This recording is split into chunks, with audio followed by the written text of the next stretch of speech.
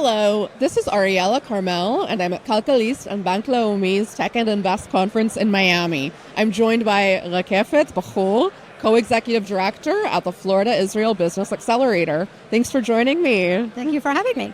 So can you start off by telling me a bit about your activities at the Florida Israel Business Accelerator? Sure. The Florida Israel Business Accelerator, also known as FIBA, is really an economic development initiative. Our goal is to support Israeli tech companies when they're entering the Florida market. And can you tell me a little bit about developments that you've been seeing in terms of Israeli companies moving to Florida in the last several years? So we started FIBA in 2017, and for a few years after that, I would go to Israel to look for companies who may be interested in coming to Florida, and they would look at me like I'm crazy. I had to show a map where Florida is and where Tampa is specifically. But since COVID, we really seen a shift. COVID, I think, opened the eyes of many companies and specifically entrepreneurs. Why do you think that is? I think they realized that Florida is a very supportive environment for businesses. Florida really only had a lockdown for maybe a month. Right. And then the governor was very serious about opening the economy back. So people really like that. There's less regulation. And people who were stuck in their tiny little apartments in New York and San Francisco realized that they can come here and things are back to normal. So I think that really changed a lot for Florida. Okay. And then I think most recently with the war last year, we've seen great support from Florida. Florida, as we saw in the recent elections, is very pro-Israel. And I think people like that and like to be in a place where they feel safe. And I think Florida is relatively safe right now for Israelis and Jewish people in general. So I think that's part of the reason that people kind of start hearing about Florida and decided to come and move their businesses and their families over here. And in terms of the tech industry or tech investors, has that also been something that's developed in the last few years here in Miami? Sure. We always had an investor community here. And but just for the same reason, investors also from Silicon Valley and New York realized that they can do business easier in Florida, and they moved there, or at least open an additional office in Florida since COVID. So there's definitely a growing community of family offices and VCs that is here and is very excited about new tech and innovation. And are there any particular sectors that you're seeing most Israeli companies that are active here or that are being invested in coming from? I think it's pretty diverse, and I think Florida has quite a bit to offer.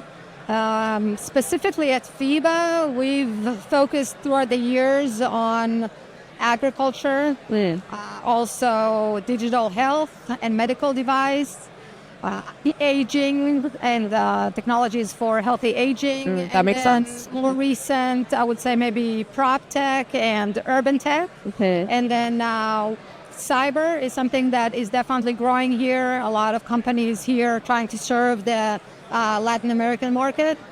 And specifically for FIBA, we focused on hospitality tech because Florida is tourism is the number one industry here. So technologies that can help restaurants and hotels are actually very much in need here. And the other thing we learned is that the hospitality industry is fairly easy to work with. It's not as cumbersome as healthcare or defense. So we're trying to focus and help Israeli hospitality tech companies. Do you have any recommendations for Israeli companies that are looking to access the Florida market? Sure. The Florida market is unique, and it's definitely different from the New York market or the California market. It's a lot more laid back, and it's also, I think, a lot more friendly, especially to newcomers. So I think Israeli entrepreneurs who are coming here really can leverage that by putting themselves out there, going to events just like this, but also many other events that are being hosted by the local community. You have to go, especially in Miami, but also in other places in Florida, people like to network and socialize. So you have to put yourself out there and really start making friends. It's all about relationships in the end.